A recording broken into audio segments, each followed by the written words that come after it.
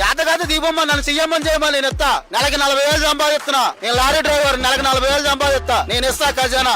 ఎలా సంపాదించాలని నా దగ్గర రమ్మను. 4 రోజులు సోషల్ నేర్చుకోమా. సూపర్ 6 అమలు ఎలా జరపాలి. చంద్రబాబు నాయుడు గారు వైసీపీ వాళ్ళకి ఒక పని కూడా చేయొద్దు అన్నారు. ముఖ్యమంత్రి ఆ మాట చెప్పారు. ఆడ బ్యాలర్స్ నా కొడుకు కాబట్టి ఆడికి తెలియదు రాజకీయం ఎలా చేయాలో. ఆడ పుట్టుకతో రాజకీయం వెలుగు తెలిస్తే కుల భేదాలు యాదవం చూసుకోకూడదు. కుల మత భేదాలు. ఇప్పుడు రైతు బజార్ ఉంది. చాకలోడు కొనాలి, మంగళోడు కొనాలి, వీడు కొనాలి అనేది. ఎవడు డబ్బు ఉంటే వాడు కొనుక్కోవచ్చు. నీకు చేతనైతే బతకాలు ఇవ్వకపోతే ఆ కులం ఈ కులం నువ్వు క్యాస్ట్ తో నీకు పని లేదు.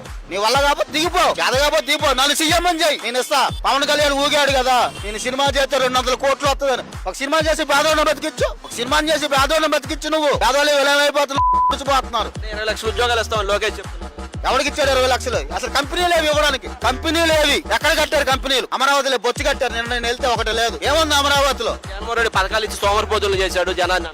ఇప్పుడు ఇవ్వకుంటే సోమరిపోతులు అవ్వలేదు అంటే 99 మంది 5 రూపాయలు భోజనం, కళ్ళానందంతా 100 రూపాయలు 200 కూలు తెచ్చుకుంటాడు. సాయంత్రం క్వార్టర్ తాగుతున్నాడు 99 రూపాయలు పెట్టి. చేతకపోతే దీపమాను నన్ను సీఎం అని చేయి. చేతగా హామీలు పెట్టి ప్రజలు ఎందుకు ఇబ్బంది పెట్టాలి? 40 సంవత్సరాల అనుభవం ఉంది కదా చంద్రబాబు. నా బొచ్చు ఉంది 40 సంవత్సరాలు. అడిగి నా బొచ్చు ఉంది. అడిగి అనుభవం ఉందా? నా బొచ్చు ఉందా? వాడి ఆస్తులు కాపాడుకోవడానికి కోసం వాడి ఆస్తులు పాకుండా ఉన్నాక అడిగే రాజధానిలోనే వాడికి బొచ్చు ఆస్తులు ఎకరాల స్థలాలు ఉన్నాయి. వాళ్ళ ఆస్తులు కాపాడుకోవడానికి ఇది సీఎం అయ్యాడు. ఇది సీఎం అయ్యాడు. వాళ్ళ ఆస్తులు కాపాడుకోవడానికి సీఎం అయ్యాడు. వాళ్ళ ఆస్తులు కాపాడుకోవడానికి సీఎం అయ్యాడు. వాడికి ఎవడో ఓట్లేలా.